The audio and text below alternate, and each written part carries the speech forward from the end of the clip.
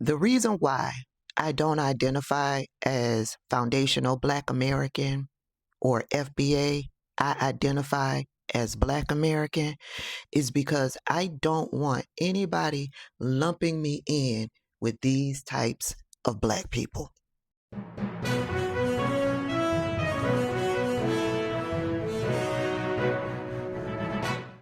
Hey everybody, welcome back to the channel. I want to give a huge shout out to my old faithfuls. Thank you so much for all of your support over the years. I also want to give a huge shout out to my channel members. Thank you so much for the additional support that you provide to me and my channel every month. I want to give a huge welcome to the newbies. Thank you so much for clicking on that subscribe button. If you've come across this video and are not subscribed to my channel, go ahead and click that subscribe button. I'd be happy to have you. Now, Tabitha, why are you going in on the FBAs? Because they do stupid shit like this. On behalf of foundational Black Americans, we demand cash payment reparations from our... Am I a foundational Black American? Yes, I am. By definition, I am a foundational Black American. But do not associate me with these Negroes right here. That man went onto the internet, bought a ticket. The ticket prices average $400 a piece. Bought a ticket, drove down to whatever the venue was, paid for parking, just to sit in the audience to heckle Kamala Harris about reparations. Kamala Harris holds no legislative position. She's not a senator. She's not vice president anymore. She's not president. She's not a state legislative representative. She holds no political office at all. And this man paid on average $400 for the ticket to go sit in the audience to heckle Kamala Harris, and then wanted to be further disrespectful and mispronounce her name. I follow a lot of Black men that identify as foundational Black Americans that are clear that they are a part of the FBA. But you know what they don't do? They don't do stupid shit like this. Yeah.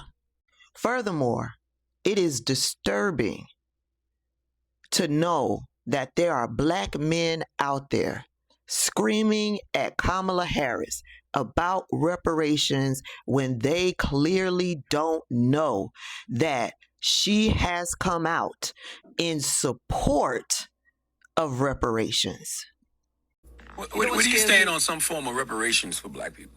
Well, look, I think that we have got to address that. Again, it's back to the inequities. America has a history of 200 years of slavery. Mm-hmm. We had Jim Crow. We had legal segregation in America. The Voting Rights Act was only strong for 50 years, and then they wiped it out with this United States Supreme Court and the Shelby decision. Mm-hmm. To the point that 22 states immediately thereafter put in place laws that one court found were crafted with surgical precision to have Black people not be able to vote. So we've got to recognize, back to that earlier point, people aren't starting out on the same base in terms of their ability to succeed. And so we have got to recognize that and give people a lift up. And there are a number of ways to do it. Part of my initiative, again, around the LIFT Act is that same point. You're lifting people up who are making less than $100,000 a year. What I want to do about rent is the same thing. What we need to do around education and understanding disparities, what we need to do around HBCUs. But we have a history of racism in America. So you are for some type of... Yes, I am. Reparation. Okay. Yes, I am. Did you hear what Leonard said? Leonard said, so you are for some type of reparations. And without hesitation, the former Vice President of the United States, Kamala Harris, said, yes, I am. You see, this is the problem as I see it. You have some Black men, like that Black man in that video, and some Black women who don't understand how government works. They'll take the time, energy, and money to purchase a ticket, to go down to an event, to yell at the former Vice President of the United States their demands. But they won't take the time to go down to the voting booth to vote in the candidates who will get them to their wants and desires. You see, you can't get to the finish line without stopping at mile marker 20 or 25. There are steps to this thing. If Kamala Harris were president and she is without hesitation for reparations, then you need to vote in the people in the House of Representatives who will bring forth legislation for reparations. Then you need to vote in the people in the Senate who are for reparations.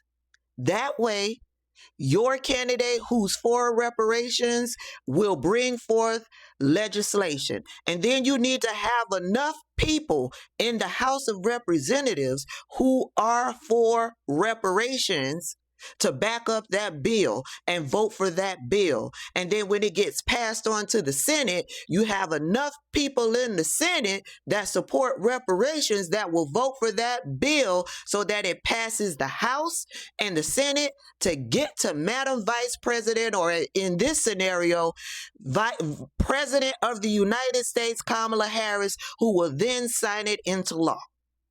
But no. These black people would rather pay $400 for a ticket to yell their demands, but won't go down to the voting booth to vote in the people who will bring forth the legislation and vote for the bill. So, am I a foundational Black American? Yes, I am. But don't confuse me or misconstrue me or lump me in with those types of foundational Black Americans. And to keep it simple, I like to be called Black American. Okay? Okay.